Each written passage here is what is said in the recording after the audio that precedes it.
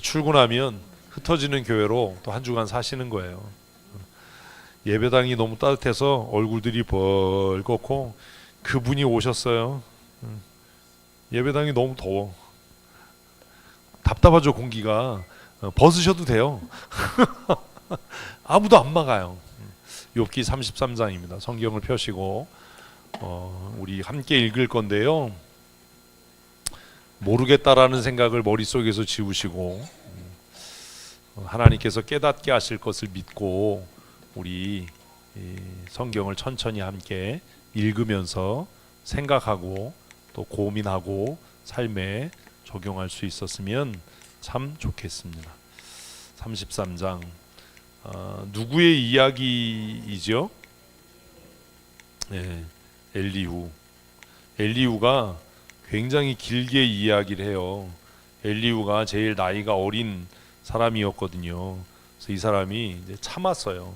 그래서 사실 욥의 세 친구가 아니라 엘리후까지 내신 거죠.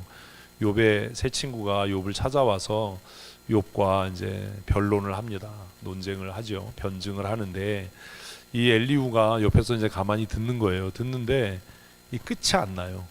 끝이 안 나고 오히려 그 세 친구가 논리적으로 욥의 그 죄를 이렇게 증명을 못 하는 거예요. 그리고 욥의 이야기를 들어도 이 친구가 좀 답답한 거예요. 그래서 참다가 이제 말문을 엽니다. 내가 연소해서 나이가 어려서 어른들이 얘기하니까 내가 참고 기다렸는데 내 속이 너무 답답하고 뒤집어져서 참을 수가 없다. 이제 내가 입을 열어서 얘기를 하마. 그리고 이야기를 합니다. 그래서 욥의 잘못에 대해서 이야기를 먼저 하지요. 큐티를 안 하시나 봐요. 읽기라도 하라고 자꾸 이렇게 얘기를 하는데 매일 읽으셔야 돼요. 욥의 잘못에 대해서 이야기를 합니다. 욥의 너 이게 잘못이야. 그리고 친구들에게도 당신들 잘못이 이거야. 친구들의 잘못은 뭐래요? 네? 욥이 어떤 죄를 지었는지 명확하게 설명도 못하면서 왜 그를 죄인이라고 그렇게 단정짓냐 이렇게 이야기를 해요. 그리고 이제 그가 입을 열어서 쫙 이야기하는데 이 얘기가 몇 장까지요? 38장까지 37장까지 이렇게 계속 이어집니다. 그리고 나서 이제 이 엘리후의 이야기를 끝으로 누가 등장하냐면 하나님께서 등장을 합니다. 그래서 하나님께서 욥에게 이야기를 하죠. 너 대장부처럼 허리를 동이고 내가 지금부터 묻는 말에 대답을 해라.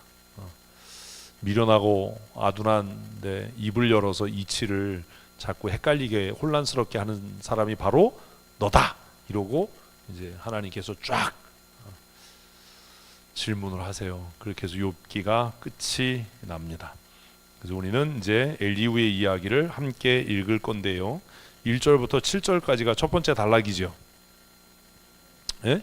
1절부터 7절까지 이제 연필을 드시고 읽을 준비를 하시면서 이제 우리 이제 오늘 그걸 해볼 거예요. 한 단락을 읽으면 그 내용을 정리를 하는 겁니다. 한 문장 정도로 길지 않게. 그러니까 천천히 우리 함께 1절부터 7절까지 읽겠습니다. 그런즉 욥이여 내 말을 들으며 내 모든 말에 귀를 기울이기를 원하노라. 내가 입을 여니 내 혀가 입에서 말하는구나. 내 마음의 정직함이 곧 내 말이며 내 입술이 아는 바가 진실을 말하느니라. 하나님의 영이 나를 지으셨고 전능자의 기운이 나를 살리시느니라. 그대가 할 수 있거든 일어서서 내게 답하고 내 앞에 진술하라.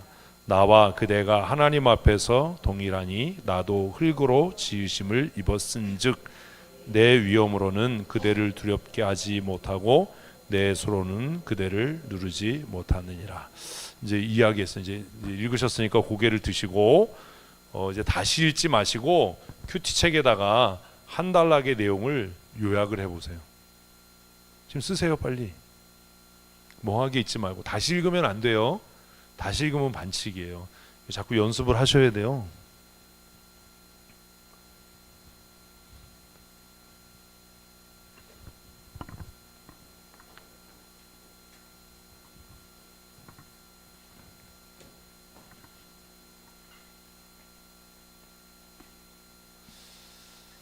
자꾸 연습과 훈련을 하셔야 안 된다고 생각하지 마시고 또 읽지 마시고 읽었으면 그냥 기억나는 대로 쓰시면 됩니다. 다 쓰셨나요? 뭐 패드에다 쓰셔도 되고 종이에다 쓰셔도 되고 카페를 열어서 지금 쓰셔도 돼요. 자, 이제 고개를 다 드시고 이제 읽은 거를 이야기를 해보시는 거예요. 첫째는 엘리후가 뭐라고 이야기했죠? 되게 웃기는 얘기를 했어요. 내 혀가 말을 한대요. 그럼 뭐 혀가 말을 하지 그럼 뭐가 말을 해? 응? 기억이 안 나면 우리 다시 한 절씩 읽으면서 생각을 해보십시다. 그런즉 욥이여 내 말을 들으며 내 모든 말에 귀를 기울이기를 원한다. 그래서 처음에 한 얘기 뭐예요? 주위에서 들어라. 1절이 그거잖아요. 주위에서 들어라. 자세히 들어라. 뭐 이렇게 이야기를 합니다. 그래서 영어 성경에 보면 주위에서 듣다 pay attention이라고 하는 이제 문장을 써요. 우리 학교 다닐 때 너무 많이 외워요. pay attention to 어디에 집중하다 뭐 이런 거잖아요. 내가 말하는 내 모든 말에 주의해라. 집중해서 들어. 이게 1절이에요. 그리고 이제 2절 읽어보십시다. 내가 입을 여니 내 혀가 입에서 말하는구나. 그럼 이 혀가 입 밖에서 말하는 사람이 있나? 그러니까 이거는 그냥 강조예요. 내가 말한다. 그러면 내가 말하는데 무슨 얘기해야 되겠어요? 내가 하는 말이 정직해. 나는 거짓말 안 해. 뭐 이런 얘기 할 거 아니에요. 그게 3절이에요. 3절 보십시다. 내 마음의 정직함이 곧 내 말이며. 그러니까 이거 뭐예요? 내 말이 정직한 말이다. 내 마음이 정직하기 때문에 내 입의 말은 정직하다. 그 얘기잖아요. 그리고 그 다음은 뭐예요? 내 입술이 아는 바가 진실을 말하느냐. 3절 요약하면 뭐예요? 내가 뭐만 얘기해? 진실만을 얘기할 거야. 그 얘기예요. 읽으면서 아까 이게 다 정리가 됐어야 돼요. 한 번에 그냥. 4절 읽어보십시다. 하나님의 영이 나를 지으셨고 전능자의 기운이 나를 살렸다. 그럼 뭐예요? 나를 지으신 분이 하나님이고 내가 지금도 사는 게 하나님의 은혜로 살아. 두 가지를 얘기했어요. 자신에 대해서. 뭐라고요? 첫 번째, 나는 정직한 말만 해. 앞에서 3절에서. 그리고 두 번째 뭐예요? 하나님이 나를 지으셨고 하나님의 능력으로 내가 살고 있어. 응? 자기에 대한 변호잖아요. 자, 5절 읽어보십시다. 그대가 할 수 있거든 일어서서 내게 답하고 내 앞에서 진술하라. 이건 이제 뭐 당연한 얘기죠. 내가 지금 뭘 얘기할 거야? 진실만을 얘기할 거야. 그리고 나를 지으신 분이 하나님이시고 하나님의 능력이 나를 살게 하는데 내가 지금 너에게 질문할 건데 네가 할 말이 있으면 내 말에 답을 해. 이거죠. 그 이제 하나만 한 소리였어요. 그거는. 그 다음 6절. 나와 그대가 하나님 앞에서 동일하니 나도 흙으로 지으심 입었은즉. 그러니까 뭐 이제 이게 6절이 이제 대단한 얘기를 한 거예요. 무슨 얘기예요? 너나 나나 하나님 앞에 동등하다. 우리가 이런 생각이 좀 있어야 돼요. 이게 참 어려운 이야기. 이렇다고 무례하라는 게 아니에요. 우리가 회의가 안 되고 하는 이유가 뭐냐면 정말 순종할 마음은 없는데 앞에서 그냥 뭐 목사님이니까 내가 좀 뭐 져주는 척 해야 되지 않나 이런 것들이 쌓이면 나중에 불편함이 돼요. 그래서 이 친구가 정말 뛰어난 게 뭐냐면 나이가 많으니까 어른인 게 분명하고 많이 배웠으니까 나보다 학력이 높으니까 뭐 훌륭하고 사회적인 지위가 있는 거 훌륭하고 다 이런 걸 문제 삼지 않고 너도 하나님 앞에 흙으로 지음을 받았고 나도 하나님 앞에 흙으로 지음 받았으니 너나 나나 하나님 앞에서 동등하다. 이게 굉장히 중요한 가치예요. 우리 유교적인 사회에서는 이게 안 먹히는데 우리가 이거를 좀 이해해야 될 게 뭐냐면 어린아이나 어른의 관계에서도 우리가 예수 많이 믿으면 내가 가르쳐야 된다라고 생각을 하잖아요. 예수 처음 믿은 사람을 나이 많은 사람이 어린 사람을 가르쳐야 된다라고 생각하잖아요. 근데 그 가르친다라고 하는 것을 우리는 착각해서 자꾸 종속적인 관계로 생각해요. 종적인 관계로. 여러분은 여러분의 자녀를 나와 동등한 인격체라고 생각하시나요? 그의 의견을 존중합니까? 이런 거 안 하거든요, 우리. 그런 게 이제 나중에 문제가 돼요. 동등한 인격체라고 하는 것. 이 친구가 굉장히 중요한 이야기를 해요. 이런 게 이제 읽으면서 정리가 돼야 돼요. 그래서 지금 7절 보십시다. 시작. 내 위험은 그대를 두렵게 못하고 내 손은 그대를 누르지 못하리라. 그래서 이 뭐예요? 연륜이나 나이나 사회적인 뭐 지위나 이런 걸 봤을 때 내가 당신하고 상대가 안 된다. 내가 갖고 있는 어떤 능력으로도 당신을 이길 수는 없지만, 그러나 하나님 앞에서 너나 내가 동등하고 내 입의 말이 정직하고 하나님의 기운이 내 안에 있고 하나님이 나를 지으셨고 그 능력으로 내가 살고 있으니 지금부터 내가 하는 말을 너는 주의 깊게 듣고 그리고 내 말에 답해라. 이거 정리해서 썼으면 되는 거예요. 아까 이게 읽는 능력이에요. 이게 읽는 능력. 근데 이거는 어디서 배워지는 게 아니에요. 자꾸 훈련을 해야 되는 거예요. 그 읽고 나서도 한 번 읽고도 이게 이해가 안 되니까 또 읽어야 되고 또 읽어야 되고, 읽고 났는데도 또 정리가 안 돼. 그래서 뭐 정리해서 발표하라고 그러면 막 이상한 얘기를 자꾸 하는 거예요. 그 자기도 정리가 안 되니까 막 얘기가 삼천포로 가. 그래서 제가 이제 계속 이렇게 쳐다보면 이게 뭐 안 맞나 봐. 그래서 자꾸 딴 얘기를 해. 더 막 붙여 살을 더 이상해져. 확신을 가지세요. 확신을. 그래서 지금 이 친구가 한 얘기 중에 제일 여러분들이 들을 때 충격적인 얘기가 뭐예요? 사람마다 다를 거 아니에요. 그죠? 권교 권사님 뭐예요? 제일 도전이 되는 이야기가 하나님 앞에서 동등하다. 그렇죠. 훌륭한 거예요. 그럼 그걸 썼으면 돼. 모든 사람이 하나님 앞에 동등하다. 그러면 한 달락에 그게 요지가 되는 거예요. 어렵지 않잖아. 고민정 선생님 뭐가 도전? 참 주여. 자, 그럼 김혜진 권사님은 뭐가 이렇게 도전이 됐어요? 자꾸 보지 말고 날 봐, 날 봐. 일주일에 한 번밖에 못 보는 사람이, 이게 흔한 사람이 아니. 뭐가 도전이 됐어요?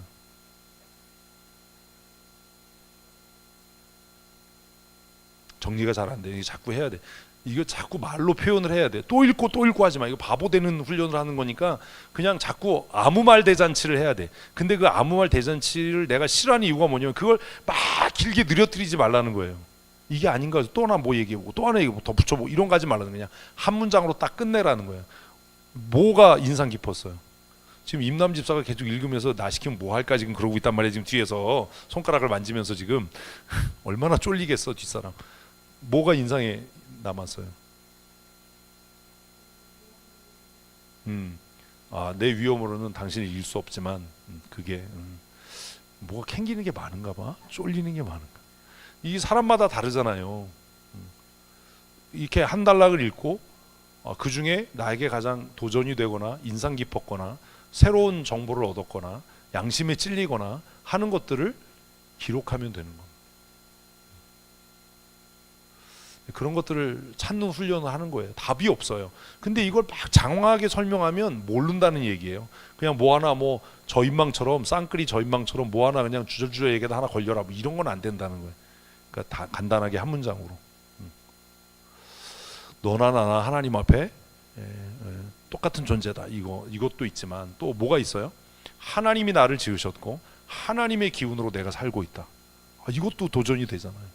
또 이 친구도 대단한 게 뭐라고 이야기하냐면 내 입술의 말은 진실하대잖아요. 내가 거짓말 안 한대잖아요. 그러니까 자기 자신에 대한 정체성이잖아요. 여러분은 여러분을 어떻게 평가하죠? 그럼 이제 1절부터 7절까지를 싹 정리하면 두 가지 정도로 정리가 되는데 하나는 뭐예요? 자기 자신에 대한 정체성이에요. 이 친구는 뭐래요? 자긴 정직하대요. 자긴 거짓말을 하지 않는데요. 왜냐하면 하나님이 지으셨고 하나님의 기운이 나를 살게 하고 있기 때문에 자기는 정직하다는 거예요. 첫 번째. 그리고 두 번째는 뭐예요? 너나 나나 내가 세상의 기준이나 가치나 연륜이나 이런 걸로 봐서는 상대가 안 다지만 하나님 앞에 평등한 죄인이고 평등한 피조물이다.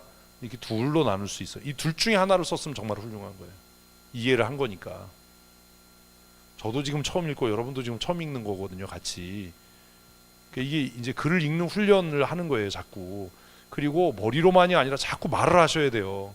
그래야 논리성이 생겨요.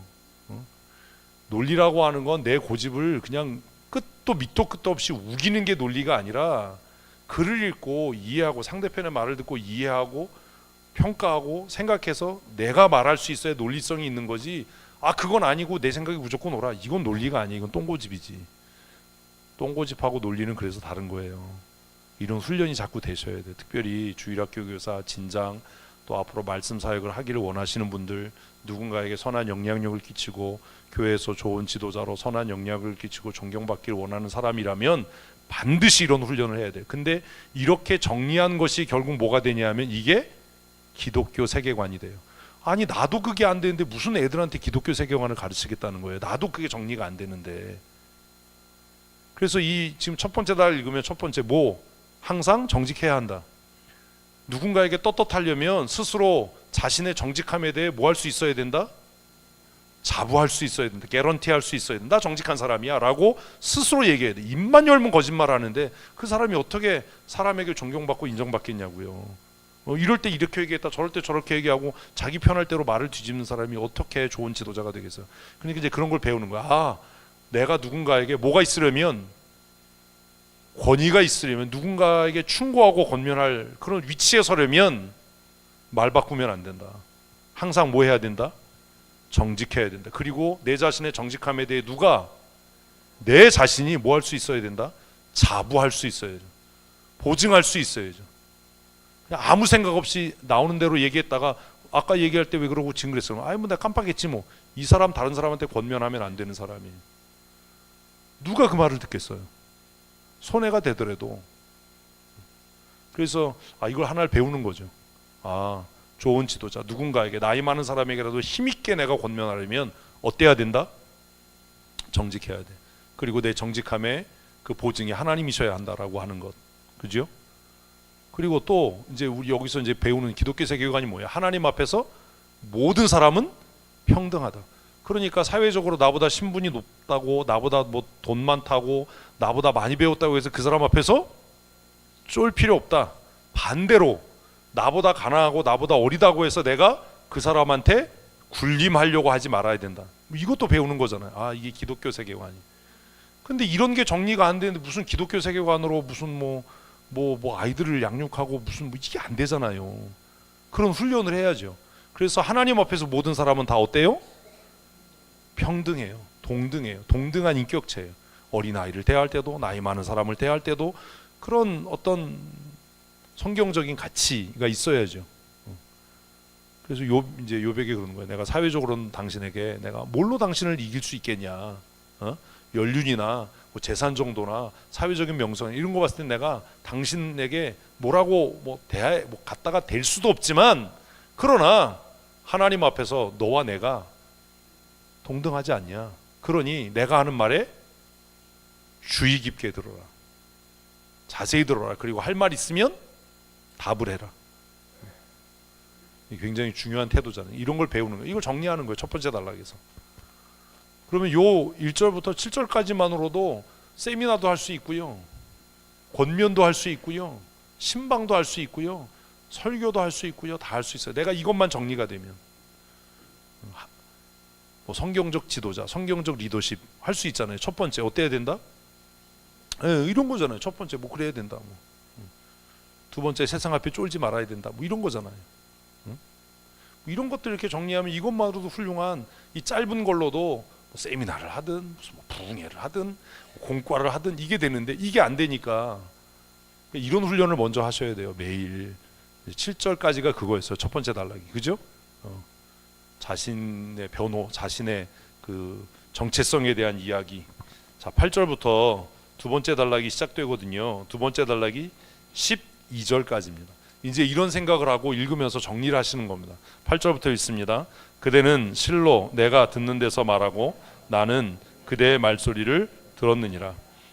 이르기를 나는 깨끗하여 악인이 아니며 순전하고 불의도 없거늘 참으로 하나님이 나에게서 잘못을 찾으시며 나를 자기의 원수로 여기사 내 발을 착고에 채우시고 나의 모든 길을 감찰하신다 하였느니라. 내가 그대에게 답하리라. 이 말에 그대가 의롭지 못하니 하나님은 사람보다 크심이니라. 자, 읽었습니다. 읽었으면 이제 요 내용을 아까 한 것처럼 핵심이 되는 것, 지금 이 친구가 무슨 얘기를 하려고 했는지 이런 것들을 정리를 하는 겁니다. 가온 해야지. 머리로 하고 있는 거야? 이제 니네들 다음 주부터 나와서 발표시킬 거야. 가온이 다음 주부터 교회 옮긴대.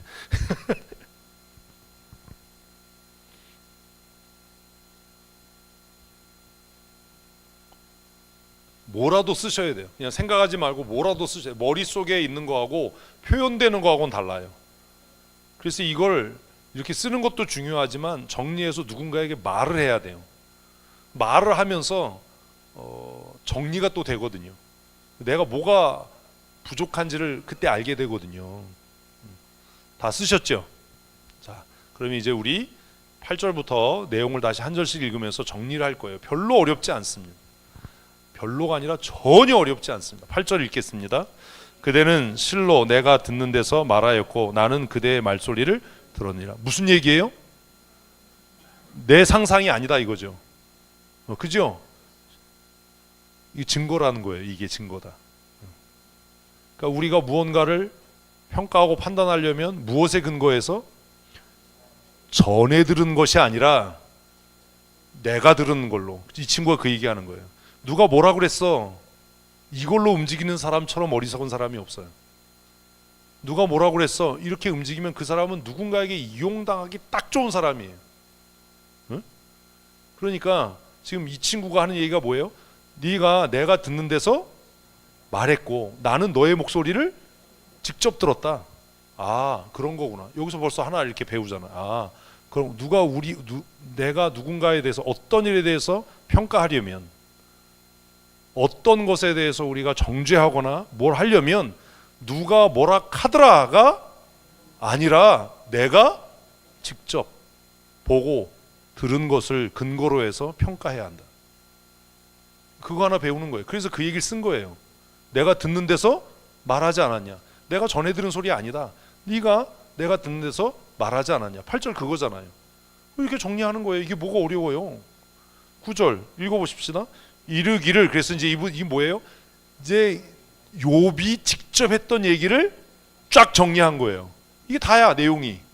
그 다음부터는 이제 욥이 한 얘기를 사실에 근거해서 정리한 거예요. 왜요? 그러니까 우리가 대화할 때도 그런 거야. 아, 지금 말씀하신 게 이런 뜻인가요? 이게 반드시 있어야 돼요. 이 과정이 없으니까 계약할 때도 속는 거예요. 응? 무슨 얘기인지 아시겠어요?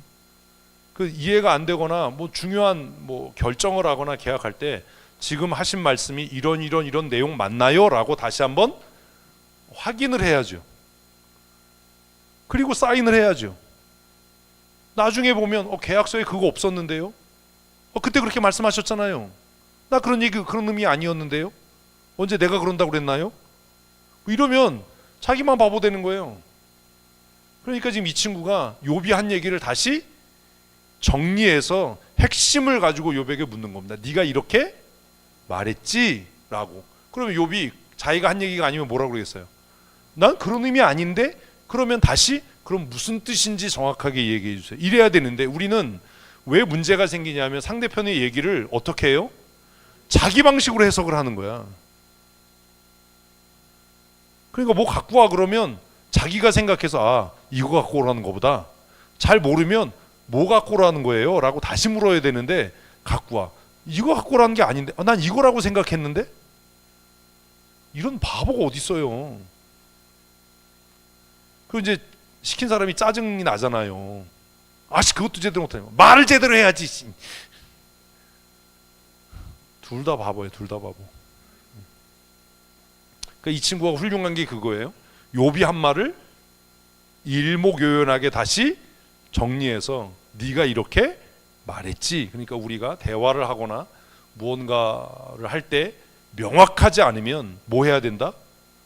확인해야 한다. 그 사람의 의도가 감춰지지 않도록 확인해야 된다. 우리가 계약을 하거나 뭘 할 때 꼭 속는 이유가 이걸 안 하는 거예요. 이런 의미인가요? 이런 뜻인가요? 이렇게 분명히 말씀하신 건가요? 나중에 난 그런 거라고 생각했는데. 그럼 이제 그 사람은 나는 그렇게 말 안 했는데. 그러니까 시간을 낭비하고 돈을 낭비하고 근데 뭐 안 해도 될 고생을 하고 마음 상하고 이런 일이 생기는 겁니다. 근데 이 친구가 지금 그 얘기를 하는 거예요. 여기서부터 뭐예요? 이르기를이라고 하니까 욥이 한 말을 정리해서 확인하는 겁니다. 욥이 뭐라고 그랬대요? 나는 깨끗하여 악인이 아니며 순전하고 불의도 없거늘 참으로 하나님이 나에게서 잘못을 찾으시며 나를 자기의 원수로 여기사 내 발에 착고를 채우시고 나의 모든 길을 감시한다 하였다. 이렇게 욥이 얘기했다. 그렇죠? 근데 여기에 만약에 욥이 자기가 한 말이 아니면 뭐라고 그랬겠어요? 나 그렇게 얘기 안 했어. 나 그런 말 아니야. 그런데 말을 안 하는 거예요. 그러면 맞는 거죠. 근데 우리는 또 미련한 사람들이 뭐라면 이렇게 하면요. 뭐라고 그러냐면 왜 그렇게 따지냐. 응? 왜 그렇게 팍팍하게 하냐. 그런 바보들이 이 세상에 너무 많아요. 그건 따지는 게 아니에요. 명확하게 하기 위해서 그러는 거예요. 책임의 한계, 책임의 소재, 그리고 그 일이 틀어지지 않도록 명확하기 위해서 하는 거지, 대충 두리뭉실하게 해가지고 두리뭉실하게 해서 두리뭉실하게 손해보고 두리뭉실하게 일이 안 되는 거예요. 이런 뜻인가요? 이런 의미인가요? 이걸 명확하게 해야죠. 그런 걸 배우는 거야. 아, 소통은 이렇게 하는 거. 우리는 소통이라는 말을 너무 많이 써요. 소통하자. 소통이 안 되는 이유가 뭐예요? 자기 방식으로 해석을 하거든. 말하는 사람은 자기 방식으로 말하고 알아듣는 사람은 자기 방식으로 알아듣는 거예요. 그러니 전혀 다른 이야기가 오고 가는 겁니다. 결과를 내놓으니까 둘이 달라요. 한 사람은 동그라미로 한 사람은 뭐 삼각형 그려오고, 그리고 나서 이제 책임을 또 따지는 겁니다. 이게 되냐고요, 이게. 이 친구가 하는 걸 이제 우리가 배워야 돼요. 욥이 한 얘기를 정리해서 너 이렇게 말했지? 그게 11절까지예요. 12절. 내가 그대에게 대답한다. 여기서부터 이제 이 친구의 말이잖아요. 그죠? 같이 읽습니다. 이 말에 그대가 의롭지 못하니 하나님은 사람보다 크시다. 이게 이제 말하는 기술이야. 그러니까 지금 12절이 욥의 말에 대한 평가잖아요. 판단이잖아요. 그죠? 욥은 지금 뭐라고 얘기한 거예요? 이 친구가 이야기한 내용이 이런 거예요. 좀 이게 어려운데, 욥의 친구들이 인과론으로 욥을 정죄했어요. 그죠? 근데 욥은 인과론으로 하나님은 안 한다라고 얘기하면서도 결국 자기의 무죄를 증명하고 억울함을 얘기할 때 욥도 뭘 해요? 인과론을 또 얘기하거든. 아, 욥기를 여태까지 안 읽었어요? 자기 모순에 빠져버린 거예요, 욥도. 욥의 친구들이 뭐라고 그랬냐 하면, 야, 네가 어떻게 사는지 우리는 몰라. 그런데 네가 지금 하나님의 재앙과 저주 안에 있으니까 인과론으로 너 분명히 죄졌을 거야. 이렇게 얘기했잖아요. 그러니까 욥이 발끈한 거잖아. 아, 나 죄 안 졌어. 인과론이 어떻게 맞아? 우리도 다 그렇게 썼다고 큐티하면서 맹꽁이 같이. 근데 욥이 또 뭐라고 그러냐면, 내가 죄를 안 졌는데 하나님이 나에게 벌을 줘. 그러니까 이건 인과론에 합당하지 않으니까 하나님이 불의해. 그러면 욥은 친구들이 인간으로 자기를 정죄할 때 그건 합당한 게 아니야 라고 얘기해놓고, 자기가 억울하다라는 것을 얘기할 땐 또 뭘 끌어들여서, 인과론을 끌어들여서 의인이 고난당하게 하는 건 하나님이 불의한 거야 라고 얘기하니까, 그럼 너도 똑같은 놈이네, 이렇게 된 거예요. 읽고 이해되셨어요? 지금 설명 듣고 이해가 됐지 무슨 읽고 이해가 돼. 그 말을 그러니까 조금 아까 또 속은 거잖아. 읽고 이해됐어요? 그럼 아니요 이래야 되는데, 읽고 이해됐어요. 네, 근데 뭘 읽고 이해를 해? 지금 설명을 해주니까 이해가 된 거지. 그냥 우리가 이렇다니까요. 한글이 너무 어려운 거야. 읽었을 때 이게 무슨 말인지 모르는 거야. 그래서 지금 이 젊은 친구가 들으면서, 야, 욥 너 친구들이 너 인과론으로 인과응보라고 하는 그 틀 안에서, 프레임 안에서 너를 정죄하니까 그것 때문에 발끈해가지고 나 젊은 여자 보고 음욕을 품지 않았고, 내가 돈 가지고 사람 무시하지 않았고, 내가 이랬는데, 내가 청나님 앞에 정직하게 살았는데, 정직하면 복 받아야지 왜 정직한 사람이 고난을 당하냐? 그러니 정직한 나에게 고난을 주시는 하나님이 불의하다. 그럼 욥의 말도 뭐예요? 인과론이지. 그러니까 너도 모순이다. 읽으면 이게 정리가 돼야죠. 그러니까 이 젊은 친구가 똑똑한 거예요. 아니, 너 욥 친구들이 너 인과론으로 너 지금 너 저주받고 너 지금 고난 당하는 거 보니까 너 숨겨진 죄가 있어서 그런 거, 너 몰래 죄졌지. 그러니까 욥이 막 발끈해가지고 나 죄지지 않았는데 니네들이 왜 나를 죄인 취급하고, 니네들이 막 이리처럼 나를 물어뜯고 아주 그냥 훌륭한 위로자다 막 이랬는데, 결국 너도 네가 네 입으로 하나님 앞에 불평하면서 뭐라고 얘기하냐면, 하나님 왜 내가 젊은 여자 보고 음욕을 품지 않고 돈으로 사람 무시하지 않고 이랬는데 왜 나에게 고난을 주세요? 나같이 의로운 사람을 고난 주시는 하나님은 불의하시잖아요 라고 얘기하면, 너도 인과론으로 지금 하나님을 욕한 거 아니냐. 그러니까 욥이 할 말이 없죠. 우리는 읽어도 몰라요. 이게 훈련이 안 돼서 그런 거예요. 몰라서 그런 게 아니라 연습이 돼야 되는 거예요. 그러니까 이런 것들이 이제 이해되기 시작하면 이런 것에 대한 고민을 하지 못하거나 이해가 안 되는 사람과는 또 다른 차원의 삶을 살게 되는, 어나더 레벨을 사는 거예요. 그냥 우리가 다음 세상을 뭐 어나더 레벨 뭐 이렇게 얘기하고 뭐 오는 미래를 예비해야 되고 뭐 사고 능력을 가져야 되고 아이들에게 사고하는 걸 가르치라고 아무리 얘기를 해도 안 되는 이유가 뭐냐 하면, 어려서부터 사고한다라고 하는 것의 패턴 자체를 모르는데, 애들한테 뭐 사고 능력을 가져라, 비판 능력을 갖는 애를 길러라 그래가지고 뭐 논술을 하자라고 하니까 논술학원 보내는 사회가, 걔네들이 무슨 사고래, 논술을 어떻게 학원 가서 배우냐고, 논술을 지도한대. 이 미친 짓 하는 거 아니냐. 논술은 무엇을 통해서요? 사고를 통해서예요. 그걸 어떻게 학원에서 가르쳐요? 그 논술 평가한다니까 또 이제 논술 학원이 생겨. 우린 진짜 재밌잖아요. 요새는 자소서도 안 보잖아요. 이제 왜? 자소서 학원이 생겨가지고. 이게 뭔 큐티 하는 게 굉장한 경쟁력이에요. 생각하는 훈련을 하는 게 굉장한 경쟁력이라고요. 성경을 읽으면 이래서 탁월해지는 거예요. 그러니까 여러분 고민을 해야 돼요. 자꾸 모른다고 묻지 말고 고민을 하라고. 우리의 문제가 뭐냐면 우리는 즉각적으로 답을 얻기를 원해. 그래서 성경 읽다 모르면 물어. 자꾸 이거 뭐야, 무슨 뜻이야, 그걸 하지 말라고요. 그걸 하지 말고 그걸 머릿속에 담고 질문을 만들어야 되는 거예요. 왜 그랬을까, 왜 그랬지, 그러면 어떻게 됐지, 이렇게 해서 그 질문이 내 안에서 뭐가 되도록, 숙성이 되도록. 여러분 물론 저도 겉절이 좋아하지만 겉절이는 겉절이로서 풋풋한 맛이 있잖아요. 그런데 진짜 맛있는 김치는 어떻게 됐을 때예요? 숙성이 됐을 때잖아요. 그래서 잘 숙성된 김치는 양념을 다 빨아서 버려도 그 묵은지가 고기와 조화를 이루면 천상의 맛을 내잖아. 난 어려서 그게 이해가 안 됐어요. 저렇게 아깝게 막 양념을 해가지고 그 양념을 얼마나 뭐 갈고 뭐 쓸고 해가지고 양념을 묻혀놓고 왜 나중에 그걸 다 빨아서 버리지? 왜 씻어 버리지? 그게 어려서는 이해가 안 됐어요. 어려서는요 숙성의 맛을 몰랐어요. 그 지금도 제가 좋아하는 거는 겉절이 좋아하거든요. 재료 본연의 맛, 세상에 없는 맛, 이런 거 좋아하는데 그 뭐 재료 본연의 맛도 좋고 뭐 신선한 맛도 좋지만 제가 살아보니까 숙성의 맛을 따라갈 맛은 없어요. 인생이 나이 들면서 아름다운 건 묵은지 같은 숙성된 향이 나야 그 인생이 멋져지지 않겠습니까? 나이 들면 젊은 사람처럼 팽팽한 피부는 없고 기민한 동작은 없어도 그 깊은 인격에서 우러나오는 그 품위가 있잖아요. 그걸 우리는 중후함이라고 얘기하잖아요. 잘 익은 묵은지를 먹으면 무슨 맛이 느껴져요? 묵직한 중후함이 느껴지잖아요. 그런 거 모르세요?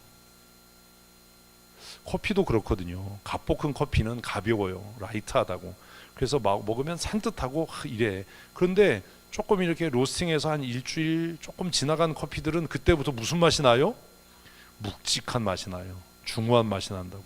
거기서 조금 더 지나가면 이제 담배 맛이 나고, 거기서 조금 더 제가 스타벅스 안 가는 이유가 그래요. 조금 더 지나가면 무슨 맛이 나면 오래된 신문 씹는 맛이 나요. 그건 우린 쩐내라고 그러죠. 늙는 것도 그런 이렇게 단계가 있는 것 같다라고 생각하는데, 모른다고 해서 즉각적으로 질문하지 마라. 그래서 제가 답을 안 하는 거예요. 그 질문이 내 안에서 어떻게 될 때까지, 숙성될 때까지 기다려라. 답도 막 즉흥적으로 하는 답은 별로 그렇게 매력이 없잖아요. 좀 그런 훈련을 하셔야 돼요. 지금 당장 안 된다고 낙심하지 마시고 하나님의 말씀이 내 안에서 숙성되는 그 시간들을 좀 보내셔야 됩니다. 차곡차곡 쌓으셔야 됩니다. 묵은 포도주가 무게감이 있잖아요. 잘 숙성된 포도주는 이렇게 잔을 돌리면 어때요? 몰라. 죄송합니다. 목사가 술 얘기해서 시험 드셨어요? 우리 소주는 사실 증류주잖아요. 소주는 그냥 화학 물질이에요, 화학 물질. 근데 발효주는 시간이 지나면, 그러니까 소주는 마시면 안 되는 건데 사실 시간이 지나면 물인데 기름 같아져요. 그래서 이렇게 잘 숙성된 포도주나 위스키나 뭐 이런 것들 이렇게 글라스에다 이렇게 확 한 바퀴 돌리면 그냥 물은 쭉 내려가죠. 근데 그 표면에 막이 생겨요.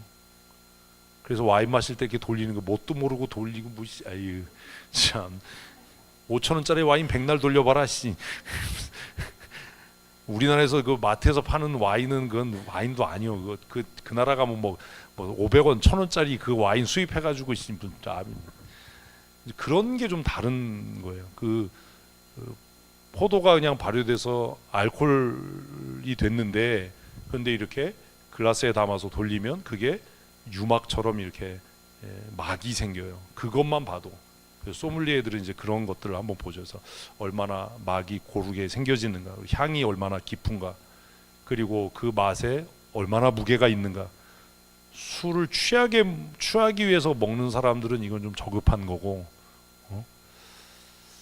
하여튼 그런 게 있어요. 하여튼 모든 것도. 커피도 그런 거예요. 커피도 갓볶은 커피는 그런 신선한 풋풋한 맛이 있고, 젊은 사람들을 봤을 때 좋은 건 풋풋하기 때문에 좋은 거잖아요.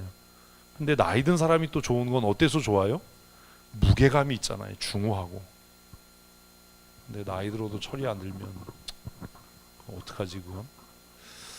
그래서 가치 있게 오래되면 골동품이 되고요, 가치 없게 오래되면 고물이 돼요. 아니 그 차이예요. 우리 인생도 그렇잖아요. 말씀이 내 안에 들어와서 내 안에서 잘 녹있고 깊이 숙성되면 내가 뭐가 돼요? 품격 있는 인생, 골동품 같은 인생이 되지만, 그냥 나이가 들어도 천박하고 그냥 헷가닥 하면 나이 들면 뭐가 되는 거예요? 인생 고물이 되는 거예요. 고물은요 무게로 달아서 팔아요. 응? 고물은 무게로 달아서 판다고. 사는 사람 없으면 깨버려요. 근데 골동품은요 경호원이 지켜요. 응? 그 차이야. 그 인생도 좀 그렇게 돼야 되지 않을까. 성경을 여러분 매일 읽으셔야 됩니다. 매일 큐티하는 훈련을 하셔야 되고, 내 생각을 잘 정리하는 훈련을 하셔야 돼요. 난 몰라 이런 거 하지 마세요. 성경 몰라서 큐티가 안 되는 사람은 한 사람도 없어요. 지금 뭐 이걸 읽는데 뭐 성경에 창세기 내용이 필요합니까? 출애굽기 내용이 필요합니까? 그런 거 아니잖아요. 뭐 모른다고 즉각적으로 질문하거나 즉각적으로 답을 찾으려고 하지 말고, 그 말씀을 내 마음에 잘 품어서 그 말씀이 내 안에서 숙성되고 농익을 수 있도록, 그러면 누군가에게 그 잘 익은 숙성된 발효된 하나님의 말씀을 맛깔나게 전할 수 있겠죠. 이런 게 좀 여러분의 삶에 체험될 수 있었으면 참 좋겠어요. 그래서 이 12절이 이제 핵심인 거예요. 사실 앞에 있는 얘기는 네가 한 얘기. 그래서 이제 우리가 두 번째 단락에서 배워야 될 게, 내가 직접 듣고 직접 본 거 외에는 뭐 하지 말자? 판단하지 말자. 말하지 말자. 누가 뭐라 그랬더라 이런 거 하지 말자. 얘기도 전하지 마라. 직접 들은 거, 그리고 직접 듣고 보았더라도 그것을 어떻게 해야 된다? 명료하게 해야 돼. 그래서 저는 얘기 돌려서 하고 막 본론은 뭐 30초도 안 되는데 서로 막 10초 20초씩 얘기하면 짜증나요. 그냥 본론만 명료하게 얘기해라. 무슨 얘기가 하고 싶은 거냐 도대체. 막 앞에 막 장황한 사람들 있잖아요. 근데 본론은 아무것도 아니야. 그럼 짜증나잖아요. 본론만 얘기해, 본론. 그래서 이제 욥이 그렇게 앞에서 지금 엄청 길게 얘기했잖아요. 그거 다 정리한 거잖아. 다 정리해서 욥의 말을 뭐라고 얘기하는 거예요? 욥, 네가 내가 생각할 때 나는 의로운데 의로운 나를 벌 주신 하나님을 불의하다라고 얘기한 거 아니냐. 맞죠? 다 정리하면 그거죠. 그러니까 이 친구는 욥의 얘기를 다 흘려듣지 않고 자세하게 들었다가 한 번에 요약을 한 거예요. 너 여태까지 너의 문제가 뭔지 알아? 너 스스로 네가 의롭다고 생각하는데 의로운 나에게 하나님께서 고난을 주셨으니까 하나님이 의롭지 않다, 하나님이 불의하다라고 이야기한 거 아니냐? 그러니까 욥이 이야기 들으니까 할 말이 없죠. 자기는 그런 의도가 아니었는데, 그래서 말 많이 하지 말라고 하는 이유가 뭐냐면 욥은 그런 의도가 아니었어요. 욥의 의도는 내가 당하는 고난이 너무나 힘들고 어렵고 친구들이 와서 속 뒤집어 놓으니까 너무 속상하다, 그 얘기를 하다 보니까 자기도 모르게 이야기가 이상한 쪽으로 흐른 거예요. 그래서 문제 있을 때 앉아서 뭐 자꾸 얘기하다 보면 마음에도 없는 얘기하게 되고 쓸데없는 얘기하게 되고 결국 얘기해 놓고 그 말을 뒤집을 수 없으니까 그 말에 자기가 올무에 걸려요. 그 문제 있을 때 만나서 얘기하자 이런 거 하지 말라고. 응? 하나님하고 그냥 해결하게 내버려둬요.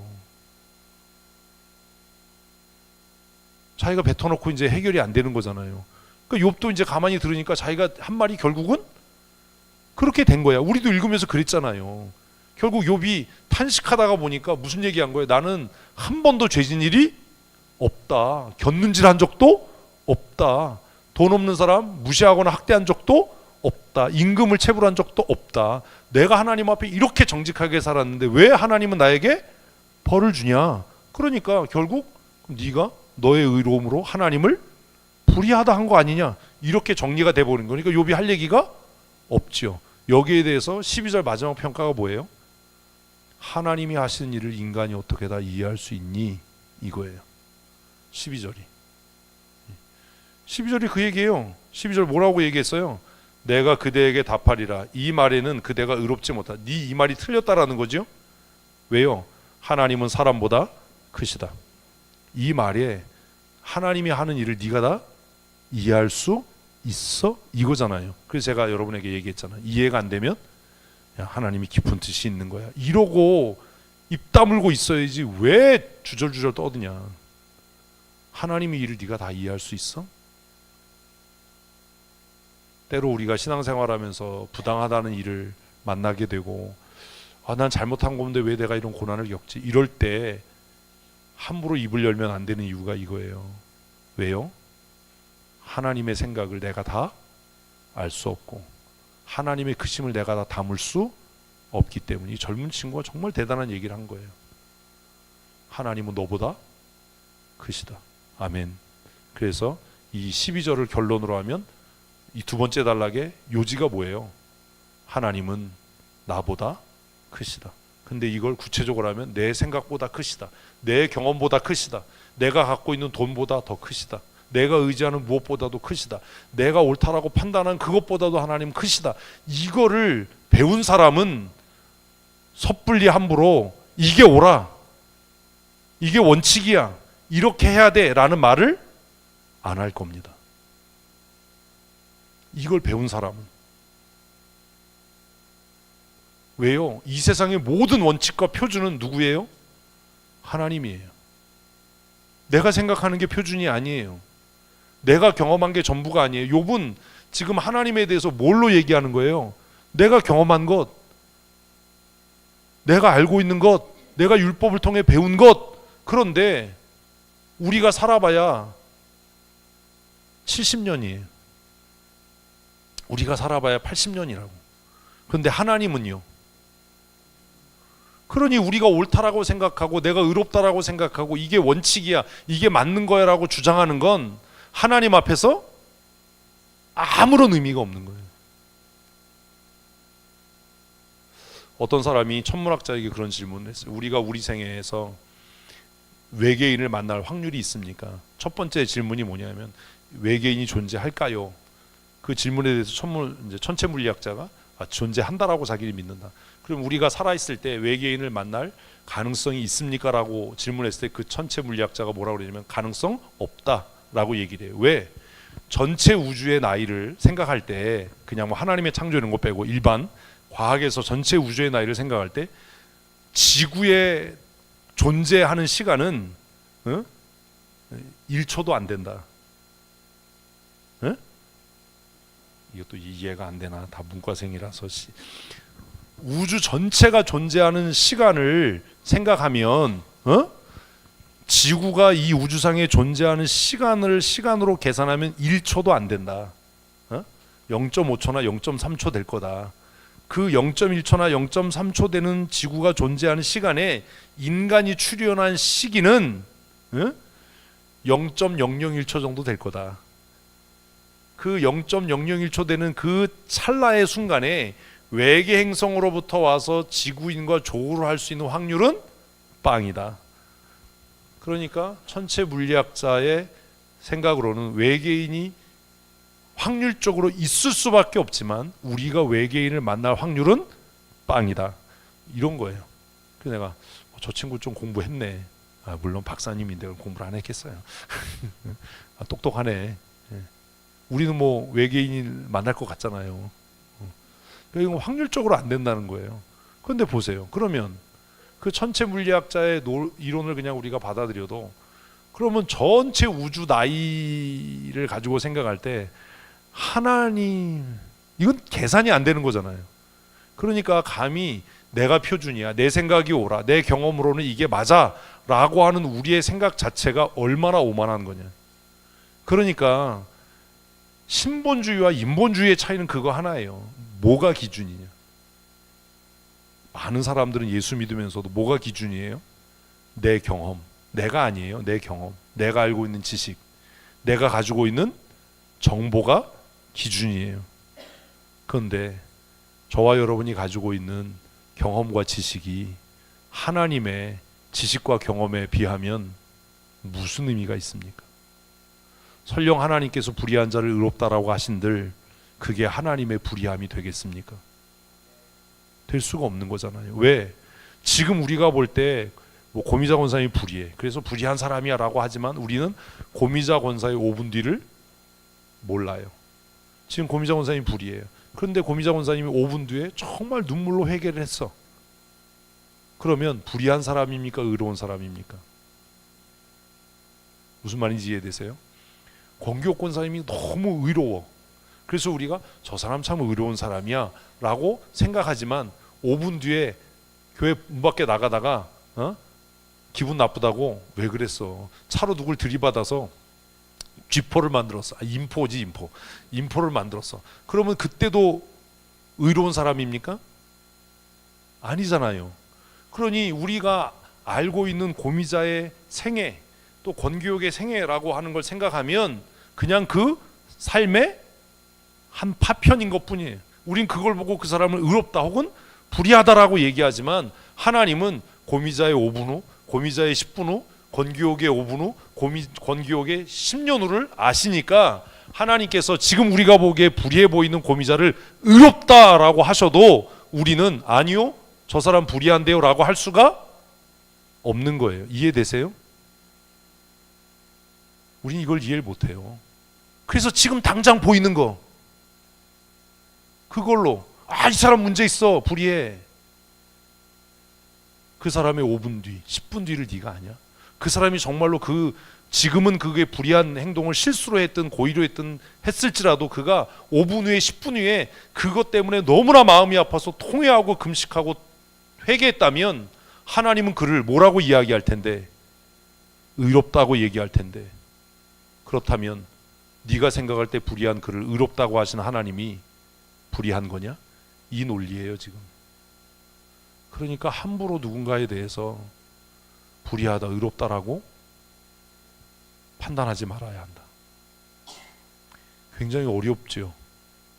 성경을 공부하면요, 이게 다른 차원의 삶을 살게 된다니까요. 그래서 우리가 해야 되는 일은 사람에 대한 기대를 놓지 않는 거예요. 그래서 힘든 거예요. 만약에 권기옥 권사님이 너무 힘들게 해요. 그러면 제가 그냥 기대를 놓고 저 사람 그냥 나쁜 사람이야 이래버리면 마음 아플 일도 없고 고민한 일도 없어. 무슨 말인지 이해되세요? 그냥 내가 뭐 하면 되니까, 낙인 찍으면 되니까. 저 사람은 원래 그래, 원래 나쁜 사람이야, 원래 불의한 사람이야 이래버리면 그 사람 때문에 눈물을 흘릴 필요도 없고 고민할 필요도 없고 밤잠을 못 잘 이유도 없어요. 그런데 그 사람에 대해서 뭐를 포기하지 않으면 나아질 거야, 좋아질 거야 라는 희망을 포기하지 않으면 그때부터는 뭐가 시작돼요?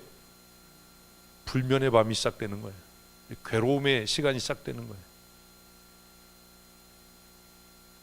이게 힘든 거예요. 그냥 낙인 찍어버리면 그만이에요. 뭐 네가 뭐 불의하게 살든지 말든지 나하고 관계없어. 그냥 너 네가 지옥 가는 거지 뭐. 이래버리면 아유 뭐 내가 지옥 가냐? 네가 가지. 그런 마음을 가지면요 불의한 사람하고도 얼굴 맞대고 히히하하 할 수 있어요. 뭔 얘기인지 아세요? 왜? 결국 너는 네 죄로 지옥 갈 건데 내가 막을 수도 없고 내가 너 천국 보내는 것도 아니니까 그렇게 살다 지옥 가라 이래버리면 만나는 게 하나도 안 불편해. 응? 그냥 마음속에 그런 생각 가지고도 그러셨어요? 아유 그러셨군요 뭐 이럴 수 있어. 그런데 그런 마음이 아니고 야, 너 그렇게 하다 어떡하려고 그러냐. 정말 하나님이 살아계시면 너 두드려 맞을 텐데. 너 정말 하나님이 살아계시면 하나님께서 너 이렇게는 안 끝낼 텐데. 그러면 그 불의한 일을 행하는 사람을 보고 마주 앉아서 히호호를 못 한다고요. 이게 이해가 되십니까? 우리가 애써서 그 사람을 천국 보내거나 지옥 보낼 수 없습니다. 그를 의롭다 하시는 분도 하나님이시고 그를 불의하다 하시는 분도 결국은 하나님이십니다. 그러나 하나님께서 우리에게 그를 만나게 하시고 그를 맡기셨다면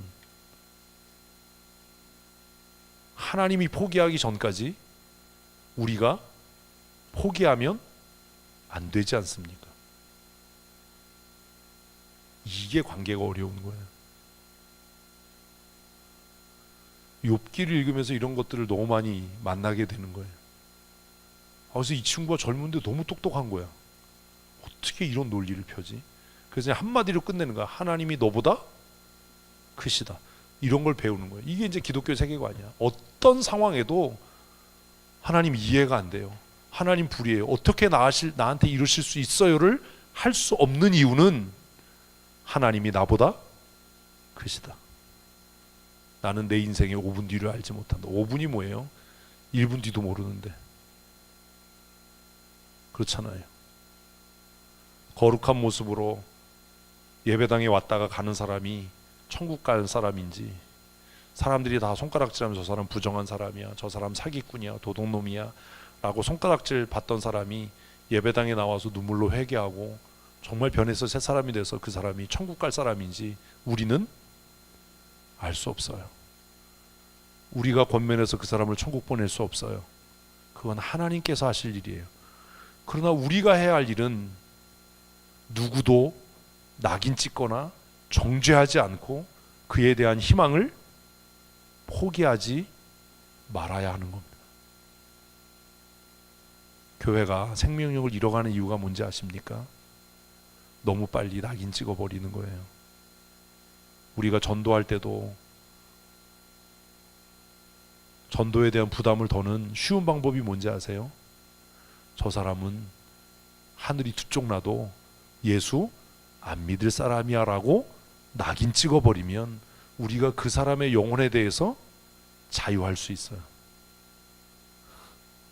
그죠? 그런데 이 한 영혼도 지옥 가면 안 돼 이렇게 되면 물바가지 뒤집었을 각오도 해야 되고 손가락질 당해야 할 각오도 해야 되고 포기하지 않고 끝까지 물고 늘어질 각오도 해야 돼요. 근데 우리는 비겁하게 전도하다 조금만 어려우면 어떻게 해버려요? 저 사람은 예수 믿을 사람이 아니야. 복음에 대해서 호의적이지 않아. 그러나 그가 구원받을 사람인지 아닌지는 우리는 알 수 없습니다.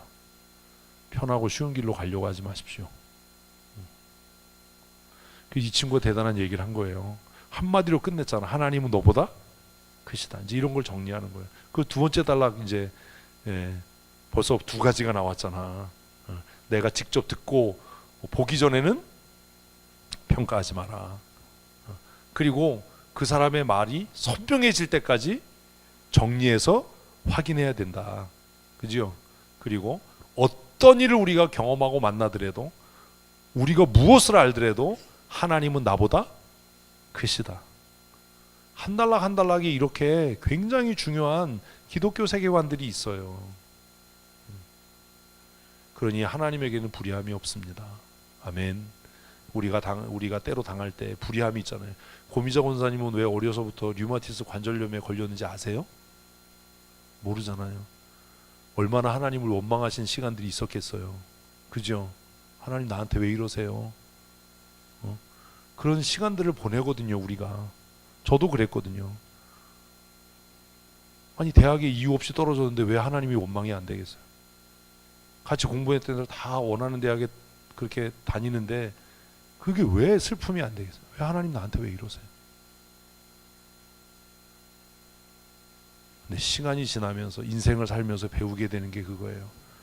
아, 하나님은 나보다 크시다. 고미자 권사님이 아프지 않았으면 이렇게 신실한 권사가 되지 않았을 거예요. 신실하나 지금은? 그 신하고 실을 가지고 다녀요? 신발 속에 신을.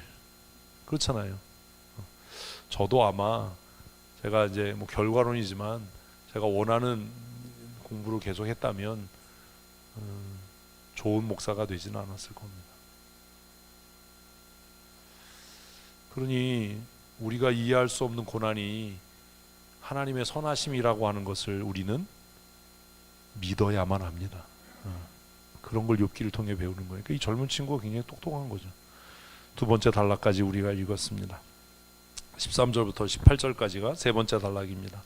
읽습니다. 하나님께서 사람의 말에 대답하지 않으신다 하여 어찌 하나님과 논쟁하겠느냐. 이것도 욥이 한 얘기죠. 그죠?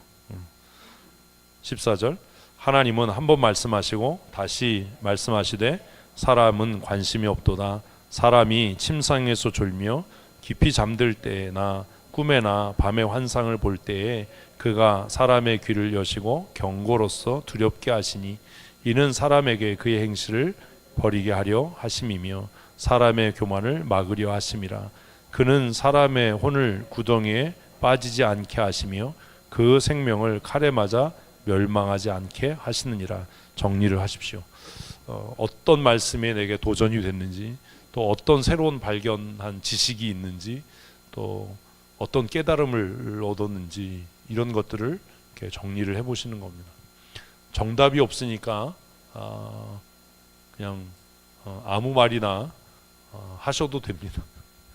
그리고 이제 나눌 때는 그렇게 하시면 돼요. 몇 절에서 나는 이런 말씀에 이런 도전을 받았다, 이런 은혜를 받았다, 이렇게 하시면 됩니다. 어렵지 않잖아요. 여러분들은 제가 어렵지 않잖아요 라고 할 때마다 속으로 욕을 하겠죠. 저 새끼는 입만 열면 거짓말을 해. 어려운데 뭐가 안 어렵다고 그래.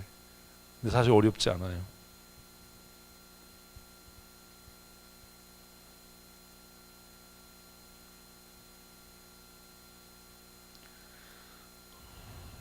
자, 어떤 것들이 이렇게 도전이 되셨습니까? 임남 집사님, 이제 그만 봐. 눈알이 빠져. 눈에서 레이저 나와. 나를 봐. 요 근래에 이렇게 생긴 사람 보는 게 쉽지 않아. 이렇게까지 뻘쭘하게 얘기했는데도 안 보냐? 손톱 물어뜯지 마. 뭐 먹을 게 없어 손톱. 나를 봐. 어떤 몇 절이 눈에 이렇게 딱 아무것도 없었어요? 왜 그래? 몇 절? 18절을 읽고 뭐 이렇게 한번 해보세요.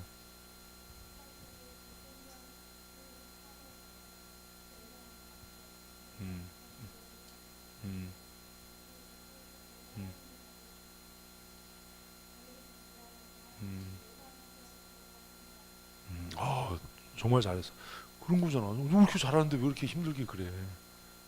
하나님에 대해서 이제 발견을 한 거예요. 하나님은 우리에게 고난을 주시고 때로는 우리가 이해할 수 없는 시험을 만나게 하시지만 우리를 멸망케 하려고 그런 일들을 하게 하시는 것이 아니다.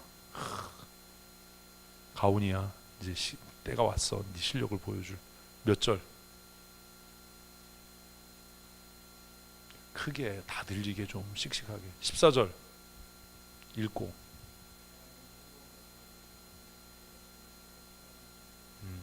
그래서 뭘?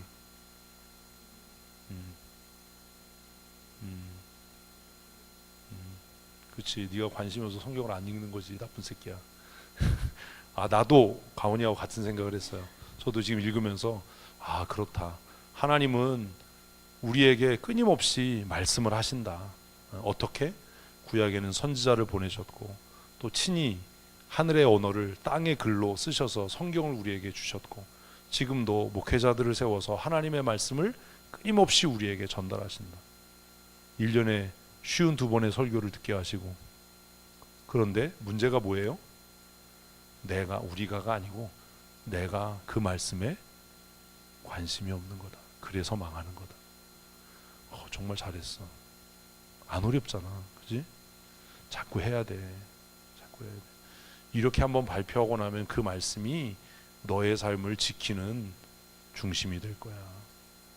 발표하는 게 정말 중요하다. 정말 잘했어. 하나님은 우리의 삶에 관심이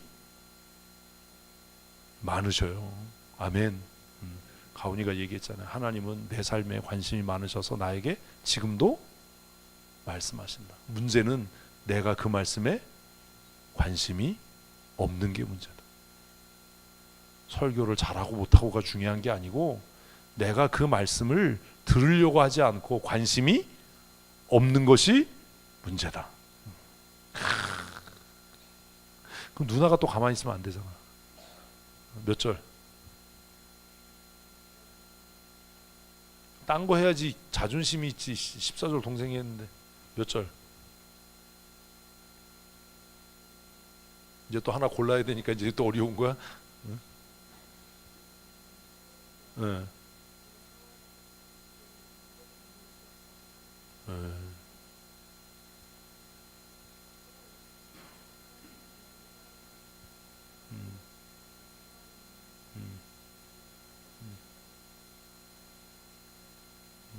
무슨 옆집에 개가 짖는 소리를 잘했어. 근데 그 16절은 18절과 이어지는 거예요. 그러니까 지금 14절에서 하나님께서 계속 말씀하신다라고 이야기했고 그 말씀하시는 방법을 꿈을 통해서 또 두려움을 통해서 하나님이 우리에게 말씀하시고 경고하신다. 그렇게 말씀하시고 경고하시는 목적이 18절에 우리를 망하게 하려고 하는 게 아니라 우리를 살게 하시기 위해서다. 그런데 문제가 뭐다? 우리가 그 말씀에 관심이 없는 게 문제다. 어렵지 않잖아, 묵상이. 이거를 너희들끼리 해야 되는 거야. 이거를 여러분들이 진원들과 이렇게 해야 되는 거예요. 그래서 한 달락을 읽고 몇 절에서 어떤 말씀에 도전을 받으셨나요? 몇 절에서 하나님에 대해서 뭘 배우셨나요? 본문에 나타난 하나님은 어떤 분이십니까? 본문에서 발견된 새로운 사실은 무엇입니까? 이게 어렵지 않잖아요. 그래서 오늘 임남 집사님이 얘기한 것처럼 18절에서 발견된 하나님은 뭐예요?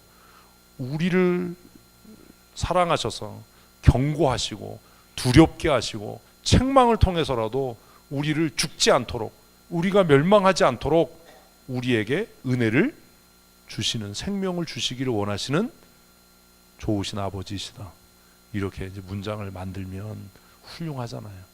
그리고 이제 적용이 뭐예요? 그러면 내가 그 말씀을 열심히 들어야 된다. 관심을 갖고. 그래서 내가 하루에 한 장 성경 읽겠다. 매일 큐티를 하겠다. 내가 설교 시간에 정말 정신 차리고 집중해서 듣겠다. 이런 게 이제 적용이 돼야 되는 거예요. 주일에 내가 예배 지각하지 않겠다. 얼마나 훌륭해요. 별로 어렵지 않잖아. 어려웠어? 어려웠어? 대답을 왜 뱀이야? 왜 혓바닥을 낼름거려? 자, 그 다음 단락으로 한번 또 가보십시다. 19절부터 22절까지 얼마나 친절히 이렇게 단락이 짧으니 같이 읽겠습니다. 혹 사람이 병상의 고통과 뼈가 늘 수심의 징계를 받나니 그의 생명은 음식을 싫어하고 그의 마음은 별미를 싫어하며 그의 살은 파리하여 보이지 아니하고 보이지 않던 뼈가 드러나서 그의 마음은 구덩이에 그의 생명은 멸망하는 자에 가까워지느니라. 그러니까 이건 뭐 그냥 내용도 없잖아요. 정리해 보세요.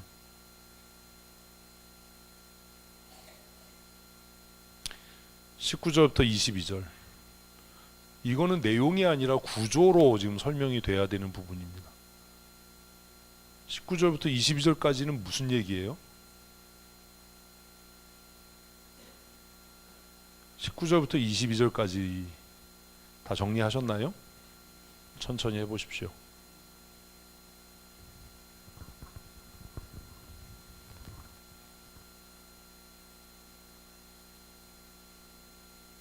최양미 권사님, 오늘 떡 잘 먹었어요. 맛있게. 떡을 먹은 그 은혜를 갚기 위해 질문을 드려야죠. 다시는 떡을 안 하겠다. 설명을 하여 주시옵소서. 그만 봐요. 뭐 이렇게 또 읽고 또 읽고 그래. 또 읽고 또 읽고 그러면 더 모르게 돼요. 사실 이건 내용이 없어요. 19절부터 지금 우리가 읽은 이 22절까지의 말씀은 무슨 얘기예요? 하나님께서 어떻게 두렵게 하시는지, 하나님께서 우리가 멸망당하지 않도록 우리에게 어떤 두려움을 주시는지 한 구체적인 예를 든 거예요. 그래서 우리의 삶의 고난, 뭐 음식 맛이 없어, 음식의 즐거움이 없어, 이제 삶의 기쁨이 없어, 살도 쪽쪽쪽 빠져서 이제 피골이 창접해졌어. 이런 것들을 통해서라도 내가 하나님의 말씀에 귀를 기울여야 하는구나 라는 그 두려움을 주신다. 이렇게. 그러니까 이건 그냥 지금 앞에 있는 18절 말씀에 대한 설명쯤이 되는 거죠. 구문상으로.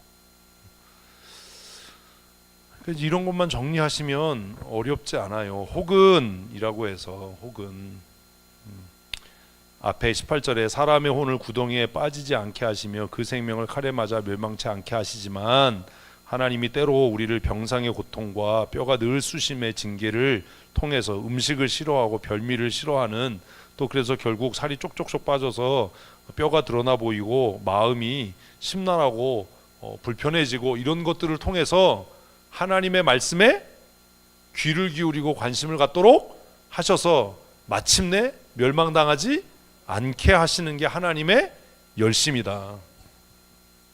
그래서 우리는 이걸 이제 쓰면 하나님의 열심 뭐 이렇게 할 수 있겠죠. 근데 이런 건 이제 좀 가공된 표현이에요. 하도 뭐 주워드는 게 많으니까 이제 이렇게 가공돼서 표현하는데 하나님이 이렇게 일하시는구나. 우리가 멸망하지 않도록. 자, 23절부터 우리 28절까지 또 한 단락입니다. 같이 읽습니다. 만일 일천 천사 가운데 하나가 그 사람의 중보자로 함께 있어 그의 정당함을 보일진대 하나님이 그 사람을 불쌍히 여기사 그를 건져서 구덩이에 내려가지 않게 하라. 내가 대속물을 얻었다 하시리라. 그런즉 그의 살이 청년보다 부드러워지며 젊음을 회복하리라. 그는 하나님께 기도함으로 하나님이 은혜를 베푸사 그로 말미암아 기뻐 외치며 하나님의 얼굴을 보게 하시고 사람에게 그의 공의를 회복시키시느니라. 그가 사람 앞에서 노래하여 이르기를 내가 범죄하여 옳은 것을 그르쳤으나 내게 무익하였구나. 하나님이 내 영혼을 건지사 구덩이에 내려가지 않게 하셨으니 내 생명이 빛을 보는구나 하리라. 정리해 보십시오. 좀 앞에 좀 복잡하게 써놨는데 뭐 결론은 너무나 선명하고 간단하고 쉽습니다.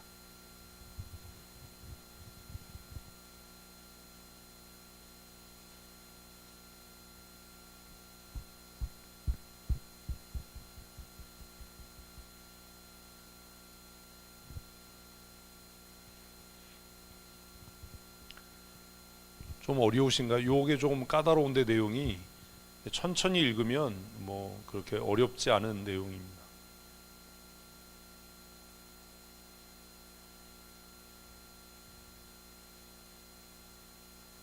우리가 일찌감치 성경을 이렇게 공부했으면 다 그냥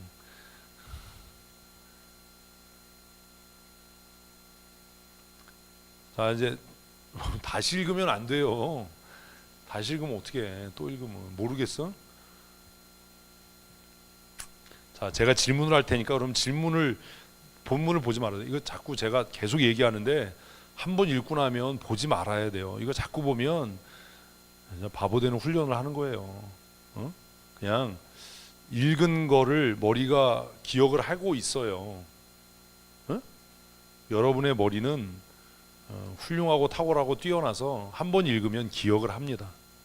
근데 훈련이 안 되면 그 들은 말이나 읽은 것들을 왜곡하기도 하지만 이게 훈련이 되면 왜곡되지 않은 바른 정보를 기억할 수 있는 것이 우리의 머리입니다.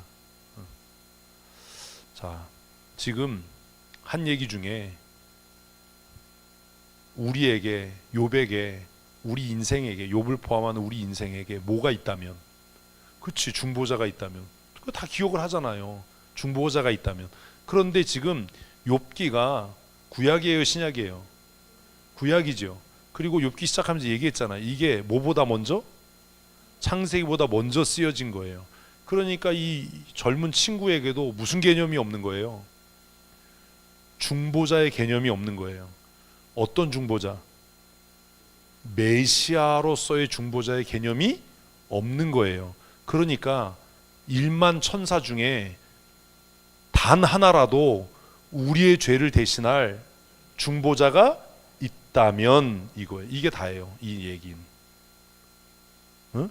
그렇다면 우리가 하나님 앞에 죄를 지어서 죽어 마땅하고 멸망당해 마땅하다 하더라도 그 중보자가 지금 메시아라고 하는 개념이 없으니까 여자의 후손 뭐 이런 개념도 지금 없었다고 생각을 한다면 그 중보자가 우리의 죄를 하나님 앞에 갖고 나가서 우리를 위해 뭐 하면 중보하면, 아니 중보자가 중보하지, 그럼 중보자가 뭐 하겠어? 중보하면 우리가 어떤 죄를 지었더라도 그 죄가 사심을 얻고 그의 삶이 회복될 거다. 이게 뭐가 어려워? 그러니까 그냥 읽고 이걸 또 읽고 그러지 말고, 내가 뭘 읽었지? 이 사람이 무슨 얘기를 한 거지? 지금 가령이라고 하니까 가정법이잖아요. 그러면 우리에게 지금 뭐가 없다는 겁니까?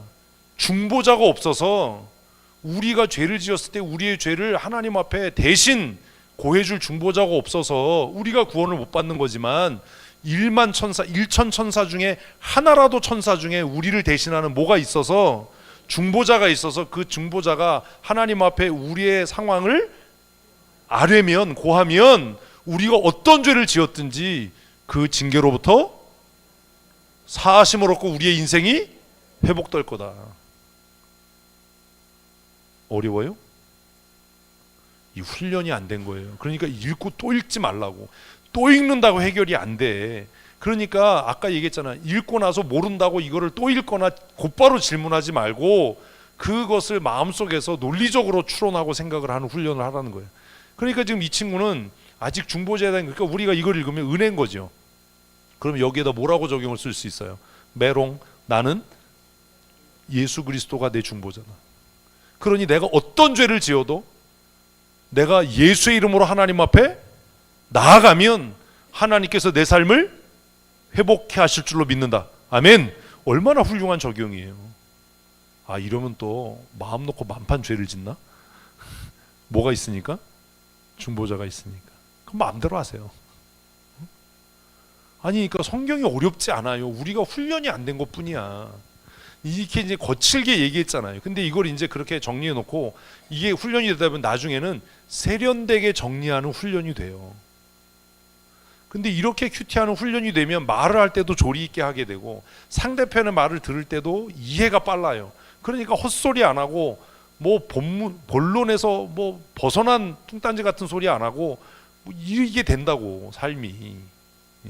그 지금 막 어렵게 써놨잖아요. 굉장히 난해했잖아 처음에는. 근데 제가 질문하는 거에 답하니까 금방 해결 되잖아요. 그 문제 만드는 게 능력이라니까요. 욥에게 그 얘기하는 거예요. 네 죄를 대신 하나님 앞에 아뢰줄 중보자가 있냐? 천사 중에라도 하나가 우리의 죄를 대신해서 하나님 앞에 중보자의 역할을 할 수 있다면, 그래서 그 중보자를 통해서 하나님이 뭘 얻었다면? 대속물. 아까 읽으면서 동그라미를 쳐놨어야 되는 거예요. 아, 욥기에 대속물이라는 단어가 나오네. 그래서 연필을 항상 들고 있어야 돼요.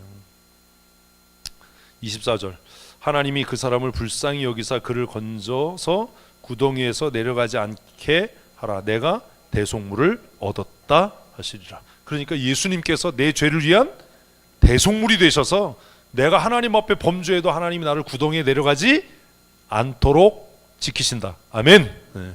이거잖아요. 욥기가 정말 대단한 이야기. 그래서 연필을 들고 읽을 때 이렇게 이목을 집중시키는 단어, 표현 이런 거 이렇게 체크를 하시는 거예요. 마킹을 하고 그러면 이미 욥기에 무슨 개념이 나오는 거예요? 중보자, 대속물이라고 하는 개념이 나와. 그러니까 중보자는 나를 위한 대속물이에요. 이게 돼야지. 그럼 예수님은 나를 위한 대속물이에요. 예수님은 나의 중보자이시고 나를 위한 대속물이에요. 그럼 그분이 무엇으로 내 죄를 대속하셨어요? 자신의 생명, 몸과 피로. 그래서 그 피가 참 요한복음 계속 하는데 음료고 그의 살이 참 양식인 거예요. 생명의 떡인 거예요. 그럼 다 정리가 되잖아요. 성경 한 군데를 이해하면 다 성경이 그냥 다 통일성이 있기 때문에 다 이해가 되잖아요. 굉장히 어려운 것 같은데 사실 읽어보니까 별거 아니었잖아요. 자, 마지막 단락이에요. 29절부터 33절 시작. 실로 하나님이 사람에게 이 모든 일을 제삼 행하심은 그들의 영혼을 구덩이에서 이끌어 생명의 빛을 그들에게 비추려 하심이라. 욥이여 내 말을 귀담아 들으라. 잠잠하라. 내가 말하리라. 만일 할 말이 있거든 대답하라. 내가 기쁜 마음으로 그대를 의롭다 하리니 그대는 말하라. 만일 없으면 내 말을 들으라. 잠잠하라. 내가 지혜로 그대를 가르치리라. 정리. 딱 두 가지 얘기했네요. 지금 마지막에.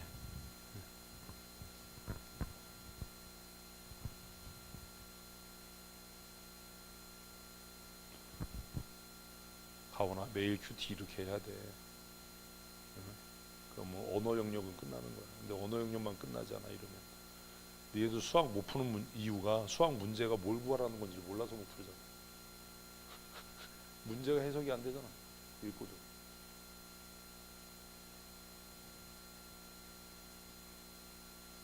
큐티 열심히 해라. 탁월해진다.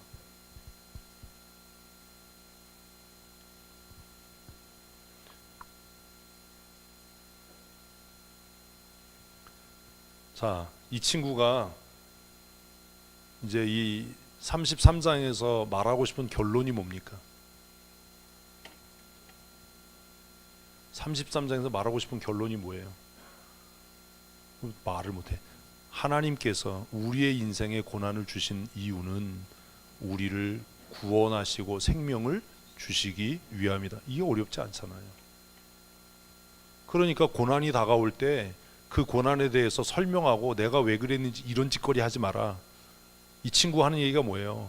하나님께서 우리에게 고난을 주신 건 우리를 구원하시기 위함이니까 고난 당하면 입 다물고 닥치고 참고 인내하고 기다리라. 말 많은 사람 이거 아주. 그래가지고 뭐 문제 있으면 사실 내 입장이 이렇고 내가 그렇고 그거 뭐하러 하냐고 그거를. 응? 이 친구 하는 얘기가 뭐예요? 입 닥치고 들어라잖아. 제가 맨날 하는 얘기잖아요. 닥쳐라. 제가 그냥 하는 얘기가 아니거든요. 왜? 하나님이 우리에게 고난을 주시는 목적도 우리에게 생명을 주시기 위함이고, 아멘. 우리에게 형통의 복을 주시는 목적도 생명을 주시기 위함이니까 형통할 때는 하나님을 찬송하고 아멘을 해야죠. 고난의 때는 어금니 꽉 깨물고 하나님 앞에 엎드려 기도하는 거예요. 뭘 사람한테 그걸 설명하고 뭘 사람 붙잡고 내 말 좀 들어보라고 그러고 그따구 짓을 하냐고. 하나님께서 우리에게 복을 주시는 이유도, 하나님께서 우리에게 고난을 주시는 이유도 우리에게 무엇 주시기 위해서? 생명 주시기 위해서다. 그러니까 이 친구가 그 얘기하는 거예요. 내가 너한테 죄 있다 죄 없다 말하지 않는다. 그런데 지금 네가 너의 입장을 변호하면서 했던 그 죄에 대해서 지적한다. 그 전에 대해서는 내가 모르니까. 어? 그러니까 이 친구가 되게 합리적인 거야. 지금 욥이 왜 고난을 당했는지는 알 수 없어. 그러니까 그 얘기는 안 해. 그런데 내가 들은 얘기, 네가 직접 나에게 한 얘기를 들으니까 네가 너의 의로움을 주장하려다가 하나님을 불의한 자로 만들지 않았냐. 하나님이 너보다 큰데. 에? 그리고 결론적으로 하나님이 우리에게 고난을 주시는 목적도 우리를 죽이고 낮추려고 하는 게 아니라 우리를 살리려고 생명 주시려고 하는 건데 네가 그 고난의 때에 나불거리면서 하나님 불의하다라고 하고 내가 억울하다라고 하면 되겠냐? 그러니 뭐 해라? 닥쳐라. 내 말 들어라. 그리고 진짜 할 말 있으면 한번 해봐라. 근데 할 말이 없게 생겼잖아요 지금. 간단하잖아. 이 친구 진짜 똑똑하잖아요. 이런 거구나. 그래서 이 너무 한 장 전체여서 이게 끊을 수가 없어서 이렇게 한 장 전체란 건데, 이렇게 매일 묵상을 하면 인생이 얼마나 달라지겠냐고요. 생각하는 훈련을 하셔야 돼요. 우리 인생이 그렇게 길지 않아요. 뭐 어차피 어떻게 살든지 한 인생을, 한 평생을 살게 될 겁니다. 그러나 존경받고 가치 있고 영향력 있는 삶을 살다가 하나님 앞에 서는 날 존귀한 자로 발견될 건지, 이 땅을 살면서도 무의미하고 무용하고 무가치한 사람으로, 그냥 말 많은 말쟁이로, 아무 쓸모도 없는 사람으로 그렇게 천덕꾸러기 같이 살다가 하나님 앞에 서는 날 정말 부끄러운 구원으로 간신히 구원받아서 그렇게 끝날 건지는 누가? 내가 결정하는 겁니다. 특별히 뭐가? 내 입이 결정하는 거예요. 그러니 기쁘고 즐거울 때 뭐하고, 힘써 찬양하고 하나님께 감사하고, 슬프고 고난이 다가올 때 뭐하고, 엎드려 기도하고, 사람 붙잡고 얘기하지 말고, 전화질하지 말고 엎드려 하나님 앞에 눈물로 기도하고, 그리고 하나님의 신실하심을 믿고 기다려라. 하나님이 우리에게 고난을 주시는 건 우리를 죽이려고 하시는 게 아니다. 우리에게 고난을 주시는 건, 저도 그럴 때가 있거든요. 목회를 때려칠까 막 이런 마음이 막 들잖아. 하나님이 우리에게 고난을 주시는 건 목회 때려치라고 고난을 주시는 게 아니라, 그 고난을 통해 내가 너의 목회를 풍성케 하겠다. 아멘을 안 하네. 남의 일이라고? 남의 일이라고 아멘을 안 하면 어떻게? 아멘. 뭐 이런 마음을 가져야 되는 거잖아요. 목사님들 만나면 나 이러니까 뭐 때려치고 싶고, 뭐 이래서 뭐 목회 그만두고 싶고 교회를 떠나고 싶고 맨날 그런 얘기해. 그럼 제가 그래요. 힘들고 어려우면 어금니 꽉 깨물고 납작하게 엎드려. 이진동 목사님 큐티에 썼잖아. 물에 빠지면 납작하게 엎드려서 땅바닥을 기어야 된다. 그래야 산다. 진리예요, 진리. 목사님들도요, 만나면 맨날 뭐 교회 옮기고 싶고 목회 때려치고 싶고 그만두고 싶고. 어떤 선배는 저한테 대놓고 그랬어요. 지금 교회에서 받는 것만큼 누가 돈 주면 오늘 당장 목회 때려치고 싶다. 그래서 내가 그랬어요. 그럼 목사님은 돈 때문에 목회하는 거네요. 그랬더니 왜 까칠하게 그렇게 얘기를 하냐. 뭐 꼭 그런다는 건 아니고. 목사도 그런 마음이 들어요. 그만뒀으면 좋겠다. 제가 저에게도 그런 생각을 하거든요. 힘들고 어려우면 그만뒀으면 좋겠다. 근데 그때 생각을 해요. 이게 정말 교회의 유익을 위해서냐, 내가 힘들어서 그냥 피하고 싶은 거냐. 근데 여러분, 새해에 또 우리가 사역을 하면서 상처되는 일, 힘든 일 많이 있을 겁니다. 그러나 그때 오늘 이 밤을 잊지 마십시오. 하나님께서 나에게 고난을 주시는 목적은 죽이시기 위함이 아니다. 때려치라고 그러는 게 아니다. 나에게 복 주시기 위해서. 아멘. 아멘한 사람만 그런 은혜를 주실 줄로 믿습니다. 꼭 이렇게 사람을 악하게 만들어지지 아주 그냥. 복 주시기 위해서, 더 형통하게 하기 위해서 지금 잠깐 고난을 주시는 거니까, 누구한테 억울하다 무슨 뭐 이런 거 아니냐 이런 소리 하지 말고, 어금니 꽉 깨물고, 물속에 빠졌을 때 입 벌리면 어떤 일 생겨요? 물 먹어요. 죽는다고. 입 꽉 닫고 숨이 막혀서 죽을 것 같아도 땅바닥을 겨우 올라와야 산다. 그건 정말 진리잖아요. 우리의 삶도 그런 거예요. 억울하네, 무슨 뭐 내 마음도 몰라주네, 이런 쓸데없는 소리 하지 말고, 하나님께서 나를 더 능하게 하시려고, 나를 귀하게 쓰시려고 그러시는구나 하고 어금니 꽉 깨물고 우리 땅바닥을 빡빡빡 겨서라도 그 고난의 시간을 이겨내십시다. 이 친구 너무 훌륭하지 않나요? 젊은 친구가 듣고 있을 때 얼마나 속이 뒤비졌겠어. 어른들이 얘기해서 참고 참았는데 얼마나 이 입이 맨 처음에 입이 가려워서 참을 수가 없다고 그러고 시작했잖아. 그래서 아우 진짜 잘했어 아주. 제가 주일 저녁에 수요일 날은 제가 미리 큐티를 안 하고 여러분과 같이 읽으면서 이렇게 하는데, 여러분 계속 반복적으로 훈련하시면 여러분들이 저보다 훨씬 더 훌륭하고 삶의 경험도 많고 탁월하시니까 더 빨리 삶의 지혜를 말씀을 통해 얻게 되리라고 저는 믿어 의심치 않는데, 문제는 여러분이 여러분을 의심하는 거지요. 스스로를 의심하지 마십시오. 하나님께서 저에게 주셨던 그런 은혜를 여러분 모두에게도 주실 줄로 믿습니다. 이제 우리 큐티 책을 다 닫고 집어넣으시고 이제 우리 예배, 오늘 예배를 다 마치고 집으로 돌아갈 거예요. 오늘 새생명 전도 초청 예배로 예배했는데 많은 분들이 함께 예배해서 너무 감사했고, 특별히 우리 현정 집사 어머님이 불편한 몸으로 정말 굳은 결심을 하시고 잘 걷지도 못하시는데 예배 나와 주셔서 너무 감사하고, 또 그 어머니를 위해서 얼마나 많은 기도를 했을까 그런 생각도 했고, 또 오래간만에 우리 동철이 얼굴 봐서도 너무 좋았고, 이런 일들을 우리가 포기하지 말고 낙심하지 말고 끊임없이 하나님 앞에 기도하면서 이 일들을 해야 되지 않을까. 매달 한 번이라도 돈 들어가는 것도 아닌데 정말 이 일들을 위해서, 우리 가족 구원을 위해서 떼굴떼굴 굴러가면서라도 하나님 앞에 기도하고, 그리고 주 앞으로 초청하는, 초대하는 일을 해야 되지 않을까 그런 생각을 했어요. 또 몇몇 사악하신 분들은 목사님 오늘 설교가 너무 짧아서 좋았어요. 밥을 다 먹었는데 12시 반이에요. 이런 사악한 말을 해서 제 마음을 흔들리게 하는 분들도 계시는데, 어쨌든 우리 오늘 새생명 초청 예배를 통해서 우리 가족 구원, 또 우리가 마음에 품고 기도하는 전도 대상자들에게 하나님께서 구원의 은혜를 앞으로도 충만하게 주실 줄로 믿습니다. 하나님 떠나면 개고생합니다.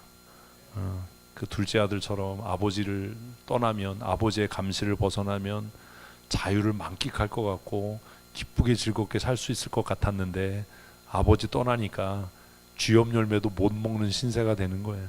그래도 이 둘째 아들은 그나마 분별력이 있어서 빨리 깨닫고, 우리 아버지 집에는 등 따뜻하고 배부른 머슴들이 얼마나 많은데 내가 이 객지에서 돼지가 먹는 열매로도 배를 못 채우고 줄여 죽게 생겼구나. 이제는 체면이고 자존심이고 다 필요 없다. 내가 아버지께 돌아가서 내 죄를 고하고 나를 아들이라고 부르지도 마세요. 내가 머슴 중에 하나로 취급당해도 내가 마땅합니다. 그렇게 용기를 내고 돌아갈 때 아버지께서 그에게 옷을 입히고 신을 신기고 반지를 끼워서 내가 죽었던 아들을 다시 얻었다. 참된 안식과 참된 인생의 기쁨과 행복은 아버지 품에 있습니다. 그래서 찬양 가사처럼 주 품 안에 우리가 안길 때 내 영혼이 안전합니다. 주일 예배를 힘들어하지 마시고 주님, 내 영혼을 주님의 손에 맡깁니다. 제가 늘 여러분을 위해서 하는 기도입니다. 하나님, 마음 아픈 일도 있고 속상하고 내 마음을 이해해 주지 않아서 답답할 때도 있고 하지만, 하나님 그 영혼을 주의 말씀에 의탁하고 주님께 맡깁니다. 내가 할 수 있는 일은 그냥 기다리는 것 외에 다른 것이 없고, 주님께서 하셔야만 생명의 역사가 나타날 줄로 믿습니다. 그런 기도를 늘 하는데, 오늘 헤어지기 전에 우리 서로가 서로를 축복하는 기도를 했으면 좋겠어요. 앉아 계시니까 엉덩이가 아프시잖아요. 예수 믿는 사람이 엉덩이가 크대요. 맨날 앉아 있어서. 그러니까 이제 다 우리 일어서셔서, 일어서세요. 빨리 좋은 말로 할 때 일어서서 아무나 마음에 드는 사람을 붙잡으세요. 아무나 마음에 드는 사람을 둘이 붙잡고, 둘만 붙잡으세요. 둘만. 그렇게 뭉치지 말고 둘만, 아주 그냥 자꾸 뭉치면 내가 겁이 나. 자기들끼리 편을 둘만. 두 사람씩 막 방황을 해. 또 두 사람씩 손을 붙잡고 눈을 쳐다보면서 이 찬양을 함께 축복하는 마음으로 하는 거예요. 성택이 일로 와. 일로 와, 성택아. 일로 와. 내가 너 써주. 어쭈 너 삐졌어. 우리 사랑의 주님이 서로를 축복하는 마음으로 찬양하십시다.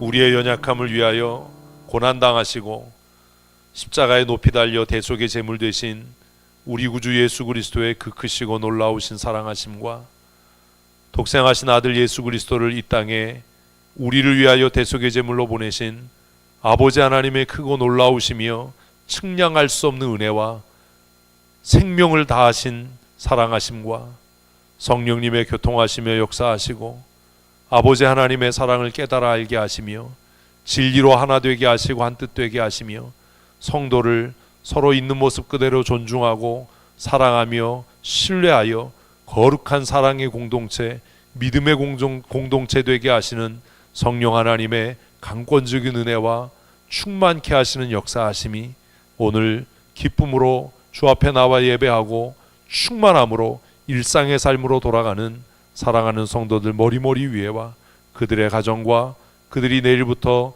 또 몸담아 일하고 또 경영하는 일터와 사업장 위에와 사랑하는 자녀들 머리머리 위에 영원토록 함께 있을지어다. 아멘.